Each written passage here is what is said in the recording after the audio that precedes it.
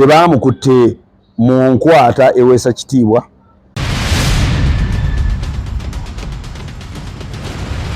Mukazi ateekeddwa okufumbira amooti aba naye Katonda yamuwa buwi kitone kyakutegeera amooti.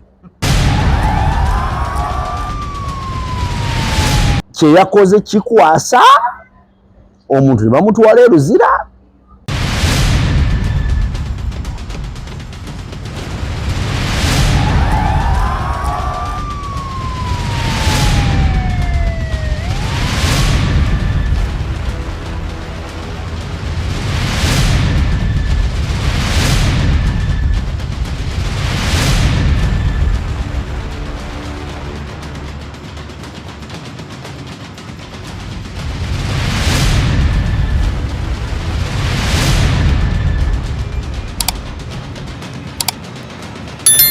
Okay, kwaniriza nnyo webale ddala gy'osima okubanga totulaba mwenna abagobera Big Brother Uganda beebaza mwebalire ddala tewerabire okusubscribinga awo bw'omala ompe ku kigalo buli wompa ka like ako kayongera okutambuza vidiyo just nyamba buyambi ate banange nonyamba noteekawoko okubaka bwo okusiima kwo gwe ndowoozayo tetugigaana teekawo bw'oba olabye essaawa endowoozayo. Ze Big Bro Jamal oli ku Big Brother Uganda ngoberera ku social media platforms zange zonna nkozesa Big Brother Uganda ku X, ku Instagram ne ku Facebook ne ku TikTok. Lwakuba ennaku zino YouTube yatukutte nnyo. YouTube ngikozesa nnyo nti olunaku terusobola kuziba nga tondabye oba olina okundaba vidiyo emu 2-3 oba olina okundaba naye mu maaso gammwe era ndine DJ Wilba. Program yetu bagita Music and Beyond tubeeranga nayo wano buli week tufunamuko ennaku nga zino tubayisaamu tulabe bitambudde mu entertainment. Actually agenda kutuwa gye twayogera ku Gravity naye nga byabadde birimu engeri y'opolitics si musajja munabyabufuzi era agenda kutuwa ku bintu bya Maulana yavuddeyo bwe yavuddeyo kyobola abanakatemba oba ba artist betuyita ba artist bazibu nnyo bwe yavuddeyo yagenze mu comedy store ne bakola omuzannyo mulamba n'akikuba omuzannyo nga gwa komera ate oyo gwe bayita art millions 10 era bamaze batandise ozisolooza omusanvu yawaddeyo 7 tezabadde 10 yawaddeyo 7 ne basigala bamubanja 3 buli mwaka kati kitegeeza yasasudde guno oba yasasudde guwedde abakazi nabo batulekemu naye nga onnamawulire tulina okwewala ennyo okubeera involved mu bintu nga biri naddala ebyomukwano ebyo nga si mukwano gwaffe oba gwe nga gwe baw'omukyala naye n'ofyuweringa nnyo embeera y'okuba nti mukwano gwo oba muganda gwe muwangalale mu industry emu ne bamukwata. Amawulire tetulina bukakafu bagamba mbu nange siina gwe ŋŋambye naye nkiwaddenga omanyi bagamba ebiseera ebisinga munno bw'aba akuba enduulu gwate ng'oli eno okuba ofa nseko tomanyi ddi enduulu eziyinza kukola ki kuddawuwo ffenna tuli bannamawulire ate abasinga obungi bali involved mu bintu ebitali birungi nabo kati nga abamu bagenda mu bantu mpa ssente kukolera kino mpa kino bw'oba tompadde sijja kukola sitore bweti kati singa oba otambulidde mu mbeera ey'okulowooza nti olabisa abalala kati ate oluno lunaatuuka luyinza okubeera oluzibu. Yes. Kale dijjo batana babuuza kubuuza ku Bannayuganda mbalamusiza muli mutya nsanyusa okuddamu okubalaba ku mukutu gwa Big Brother Uganda amanya n'eddoboozi DJ Wilba o Akabi tukomyewo nate in another episode muli bakabi nnyo abasajja bano banneebalizeko n'abakyala balina engeri gye bataddewo embeera kati Big Brother sikyetaagawo kusharinga simanyi biki oteekayo already waliwo abawagizi oteekayo buteesi bo ne bajja mwebali nnyo mwebayitala amiina kuba wanga amawulire kati nafunyemu n'abantu ab'enkizo nenga nti kati ngenda bayitanga DJ Wilba twogere ku ndongo bwe tuba twogera politics tuba twogera politics tuba twogera business tuba twogera business olwo juzi omusajja gwe nabayita omuvubuka gwe nabayitira ow'ennono n'ebyobuwangwa naye tebannamutegeera bulungi oba oli awo nkyamugizeemuko katono nsooka endabe naye DJ Weba kitugenda kwogera ku nsonga bbiri nsooka ensonga ya Maulana ne Rain oba bannabitone okuba nga tebalabirira famire zaabwe nze nange nze nyina endowooza yange kubanga nze nalabirira nga omukyala ye mukyamu naye gwe osobola okutuwa endowooza yo gwe nga gwe kulya kati ninyo briefly kukya Maulana kuba yabaddeyo mukomera olunaku lumu n'abaana avaayo ne bamweyimirira n'asasula essente era butunaafu kivaako tugendagenda kukya ekintu kya Bobi Wine n'abayimbi obutamukkiririzaamu olwali okusigala okulaba nga Bobi Wine akyali Bobi Wine oli naye okusingira ddala waliwo omusajja we yamuliko bayita Buchaman jjajja Bucha tuludde omuwuliza jjajja Bucha kiki ekyamwawula ne Bobi Wine oba oli awo osobola okutuwa ku kakulu akatonotono ne tugenda nga tulaba naye one time nja kumuleetakokko myemukko kubanga madamu nayogerakokko naye manyi madamu yimalijawe naŋŋamba kale nze kyova olaba nja kusigalira nnyo emabega mu bintu bino ekisooka simanyi kusabiriza oba ndimugana akantu k'okwewulira Bucha nawulira emabega kaawo simanyi abaana bagendayo simanyi abikiwo simanyi maama ani yasalawo maama geto sibalinaako buzibu mikwano gyange naye nze mba actually nyumya mboozi I think where we have come from simanyi oba oyagala tutandikire ku Bucha man oba oyagala tutandikire ku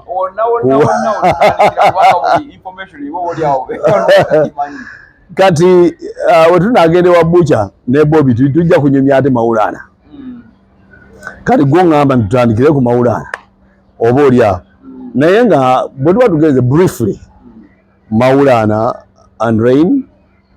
I think nze omukulu Patrick Biratule yaŋŋambako edda nti talent is the hardest thing most stubborn to manage okitegeera kati it takes understanding even with leaders it takes understanding even with the wife or person you're going to fall in love with oba ontegeera abantu balekerawo okubeera just excited most especially the women oba men who are going to fall in love with creatives oba ontegeera kati okugeza nga Amooti kati omukazi ateekeddwa okufumbira Amooti aba naye Katonda yamuwa buwi kitone kyakutegeera Amooti oba ontegeera kubanga oyinza obutamutegeera tojja kumutegeera bino ebya bulijjo Amooti kyetaagisa kubanga Katonda alina ekitone ekyenjawulo kye yakuwa okutegeera omusajja okusobola okuwangaala ne Amooti obubalanguzi oba ontegeera ate nga mwana wattu Amooti omubalanguzi is a very nice person in real life oba ontegeera nze mbadde ne bapade bitama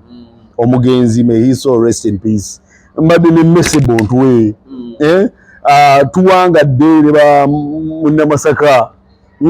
ebitone bino gweyaliwo ekimu kyoyinza okuba nga omanyi katugeze nga bano ba Amooti Pade Mese bamanyika sorry ne wabeerawo ate n'abantu abalala nga Munnamasaka ate yakolanga nabo naye ate yatutumuka nnyo okutuuka ku ddaala lyabwe naye Munnamasaka bw'otuula naye wano osobola okumanya ndi yali mu Baakuzi ku Ddembe FM so bwe nkoma ku nsonga ya Maulana nze ndabira ddala okukwata Maulana enkwata gye bamukutte mu butuufu erina ekintu ekitannyonnyoddwa tebamukutte mu nkwata eweesa kitiibwa in the first place secondly kye yakoze kikwasa omuntu ne bamutwala e Luzira kubanga omukyala wabaga nti omwami yabasuulawo oba tabalabirira Does that call for arrest? Kubanga nze ndowooza nti tuyina kooti oba poliisi ekwasaganya ki? Ne bweba kooti ate ya poliisi ekwata nekutwala mu kooti. Bakutwala wali ku poliisi ne bakujjawo ne bakuleeta ku kooti. Ofisi y'ensonga z'amaka. Maulana omukyala ky'ogamba tamanyi nti Maulana akola ne Rain. Lwaki? Bw'aba akimanyi waliwo omuntu gw'omanyi era mbadde nyina gwe ngamba gundi gye tukoze video gye tukoze ku makya ne mugamba kiringa bw'onoonya Jamalu. Bw'onoonya Jamalu before nga tonnagenda ku poliisi okimanyi Jamalu akola kuliko so ogenda olabe Wilima oba sogera manager onoonya manager wa radio osoka obuuze kati kino bwe kinebo kye ntandikira wanga tonakola kirala kyonna ensonga yemu ku Maulana lwaki omukyala we teyagenze wa Rain kubanga ye first hand information gy'osobola okufuna wa Rain yeyo yokka esobola okuyamba kuba akola naye amumanyi 24/7 abeera naye naye okugenda ku poliisi ekisobola nze wali mukusoma ekibuuzo kiri nti musaliddewo omusango. Okay, omukyala tuyinza obutamusalya musango. Omanyi ebintu by'omukwano byetaaga okukwata n'obwegendereza. Abantu abaagalana ababiri nga batabuse ebigambo omuntu yenna aba bali mu makkati yeetaaga okubeera omwegendereza kikyagenda okwogera. Oba okitegeera ekikulu kya byonna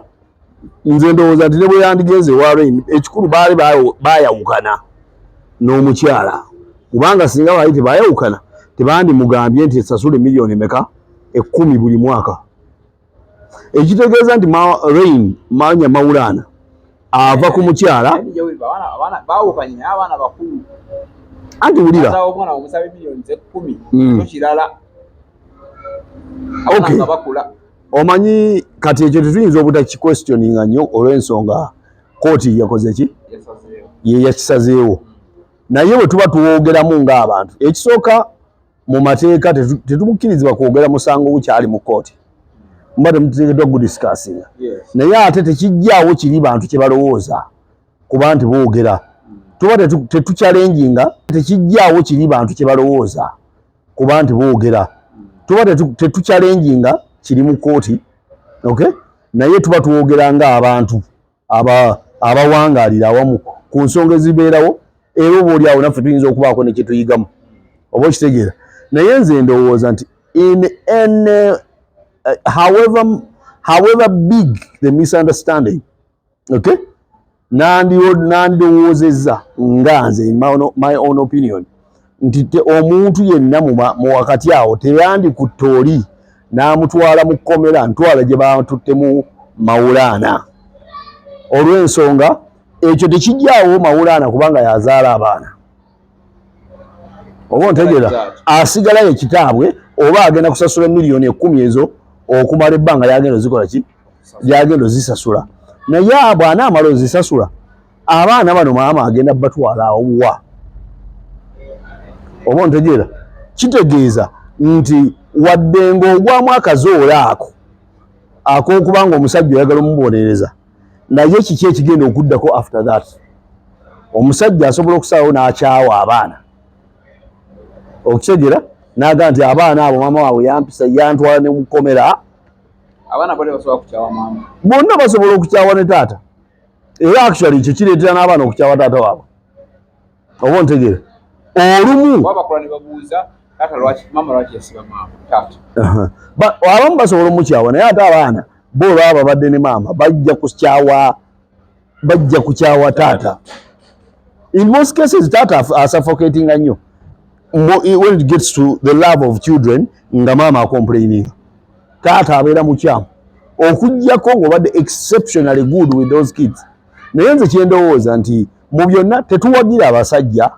kusuulawo baana oba ontegeera tetukiwagirirako ddala naye ate era mu ngeri y'emu abakyala olumu bakozesa ekintu kye bayita okuba nti kale bo bali vulnerable bali weak bakozesa ekyo gwe kimanyi nti omukyala asobola okuvaayo n'agamba nti oyo yankutte kati bagenda okuzuula obukakafu maaso awo nga gwe omaze mu kkomera emyezi ebeka banoonyereza olwo nga n'olugalo luno tolumuteekangako naye oyo olwokuba ayogedde she's a weak sex, she's vulnerable, okay, ne bakuwata ne bakusiba and she's not going to pay for the time gy'obadde mu kkomera oba okitegeera. So abakyala amateeka gabawagira nnyo naye ate era bayitaga okuba nga beddako naddala nti singa oba omuntu omulinamu omwana oba abaana kati nga bw'olaba Maulana ne mukyala we kyandibadde kya buvunaanyizibwa nnyo okuba nti musooka ku kye bayita arbitration ne mutuula wansi nga tutudde wano ne wabeerawo omukubi omutabaganya wano ne musooka mwogera singa basalira Maulana Maulana n'agaana okukkiriza mu arbitration okuba okuteesa okwo then olwo bamukwata oba okitegeera bayinza omutwala mu kooti oba bayinza omutwala ku poliisi kati olwo oba mujja oba bamututte mu kooti olwo bayinza omusiba naye nga ekisooka kuba kutuula wansi nga bwe tutudde wano n'oli ne mukyala n'araisinga ensonga ze nga poliisi y'Amakerere bw'ogiraba nti omwami ono gw'olaba takyatuwa abaana bantawaanya abaana bagira ne bamuga nti ssebo kati obuyambi bw'omwana bugenda kuba butya nti obuyambi bujja kuba bwe buti oba onaasobola mmeka naye kati kambuuze olaba kati miliyoni 10 Maulana ze yawaddeyo bazagenda owaayo weewala abafere leka nkwanjuli Ham Connect UG ye kampani egenda okufunira omulimu ebweru w'eggwanga. Tulina emirimu egy'abawala n'abalenzi mu mawanga nga Iraq, Saudi Arabia, Iran, Bahrain, Qatar n'amawanga amalala mangi. Wano ku Ham Connect UG tutunda n'okugula emmotoka ssaako ne airport taxi. Gwe omwana ow'obuwala olina passport oba tolina, jangu ku ofiisi zaffe. Ham Connect UG emirimu gy'abalenzi nagyo tugirina nga ba security guards, ba cleaner, ba housekeeper. Gwe ayagala okumanya ebisingawo tusange ku FB Tower Building ewa Bakuli room number C03 oba tukubire ku namba z'essimu zino noti 75573936 ne noti 7551559193. Ffe aba Ham Connect UG tutuukiriza ekirooto kyo. Buli mwaka tukigenda komadi omwaka ogujja bwana alemererwa nga bamusiba era nga bamusiba kubanga omukyala nawulidde in one of the statements yagambye kati saa omwaka guno talina kyagenda kuddamu kwogera nti omusajja ate ki obadde ki wabula alinze guddako ndowooza omukyala bayitawo omukyala oyo namulabye nnyo mu mawulire ne ba YouTube bamukozesa nnyo nze I would advise her nti singa kibadde kisoboka neesonyiwa amawulire n'agavaamu bagenda mukozesa content bagenda mukozesa tunoonya wali wakyamu ebintu bajja muggisaayo ebyama abaana bakula era ate nga akatambi kokola kabeera ku rekodi kabesigalako omwana ajja kukalaba nga alina emyaka 5 akalabe n'emyaka 45 nga kakyaliko ate nga ensi ekula egenda so digito tugenda vaawo wano ne wano wetuli bujja ku makya nga n'essaawa gyennyina bweti ng'omwana agira bugizi bw'ati agenda alaba Maulana simanyi biki atambula n'essaawa already weeziri so kati kitegeeza nti omukyala anaali mu advises ave mu kamera kuba ali nnyo mu kamera nnyo buli omu ayagala anti ebiseera ebisinga okuwabula abantu b'owangaaliramu bakuleetera okubanga okola byonna by'okola singa oba tokozesa mutwe gwo singa naaba n'ekizibu ewaka oba onaaba n'ebizibu ewaka ewuwo nojja n'onyumizaako eziyizi n'onyumizaako omulala kati buli omu ajja kukuwa magezi ge okitegeera waliwo abamu abatafaayo na bigambo ki bakozesa okitegeera tebafaayo bigambo ki bakozesa tebafaayo kiki kiddako singa okoze kyokoze bo like they don't care bo bakuwadde magezi omusajja musibe omusajja mukole bwoti omusajja kati bw'oba tosengeze gy'ogenda kudda step kiko gy'oteekinga ekyo kyekiddako ate nga in most cases abantu abasinga obungi bwe batyo bw'oba tokozesezza mutwe gwo n'otambulira ku bigambo by'abantu even in normal life yes oba oli bound okuba okuhitinga a very serious rugged end enkomerero eri eyinza okuba nga yabitulituli kulw'amagezi gano agakuweereddwa kati gw'osala ologa nti naye amagezi gano gantwalawa gantwala eri ewali erinnya oba ganziza eno ewatereevu in the long run ndowooza walaba omuwala ono omukyala yali agamba nti Peter Sematimba yanvuga speedi nali naive eri omwana oyo gye yakoma okubeera mu mawulire ebintu gye byakoma okutabuka naye eyavaayo n'amuwa amagezi tiva mu mawulire yamuyamba oba oli awo kubanga ekisooka tekijjawo kiri nti Peter Sematimba alina omwana n'oyo omukyala oba ontegeera era omwana oyo bino ebigenda ebyali bigenda mu maaso mu mawulire omwana oyo asobola okuddamu n'abiraba oba yabiraba nakakati kati ajja kuddawo awulire maama nga yeeteteggula maama ayiwawo kino ayiwawo kiri omusajja yanvuga sipiidi n'olw'ensonga eyo omukyalo oyo kirungi okufuna justice in anything naye ate kiba kirungi nnyo okukola ebintu mu buntu bulamu nga bw'oba oga nti kati naawe olina obuvunaanyizibwa obwo obuvunaanyizibwa ne bukuweebwa oba kyoyagala ne kikuweebwa naye nga n'ono akikuwadde tomuweebudde kubanga bw'omuweebula bw'otyo ne ku mulimu gwe gwakola abantu batandika okumulowooleza nti mubi ate oyinza okuba oli awo nga gwe mubi bw'okimanyi ti waliwo abakyala nga wano bw'aba kati azze mu kamera ayinza okukulaga nti mulungi nnyo naye nga amazima amatuufu yakyasinza okubeera omukyamu nga ye mutuufu olw'ensonga osobola okubeera n'omukazi osobola okuba n'omukazi sigamba nti oyo mukyamu naye osobola okuba n'omukazi ng'akwata ettaayi ewaka omukazi nga buli ssaawa ya apiikinga oluyombo kwegamba nga tolina mirembe naye n'ogamba naye lwaki seesonyiwa omukyalo ono oba ontegeera kati in the long run ye bw'avaayo najja nannyonnyola abantu tweyanzenga endowooza ya DJ Wilbur of course music and beyond about Maulana n'omukyala we webale nnyo webali eddala akumata kumira mpeera Ssaabasajja Kabaka wa Buganda owangaala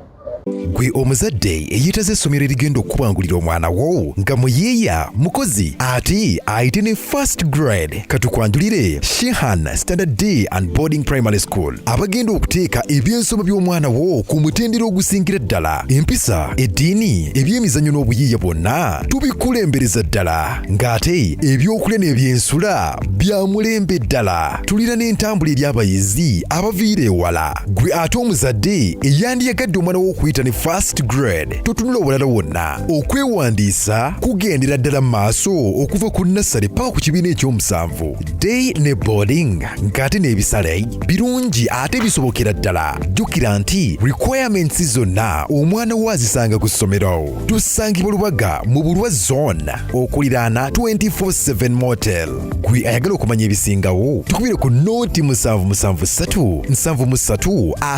359 ne noti 757 noti 6 26 96 Shehan Standard Primary School. We invest in education. oyagala okuteekerateekera omukolo ogw'obuvunaanyizibwa ngenda mu bannaffe aba Top Care Restaurant abasangibwa e Nalukolongo ku kizimbe ky'Amakanga wano ku Masaka Road nga balina abafumbi abatendeka obulungi ate nga bateekateeka emikolo egya buli kika. Bannaffe aba Top Care Restaurant bakola ne outside catering saako ne delivery emmere ekutuukako awo wennyini w'oli. Kola order yo kati opiyo kuba ku nnamba y'essimu eno bakubire ku noti 7 noti 1 28 55 25 oba noti 772 34 43 bannaffe aba Top Care Restaurant bakola omukolo gwo n'otaguddamu.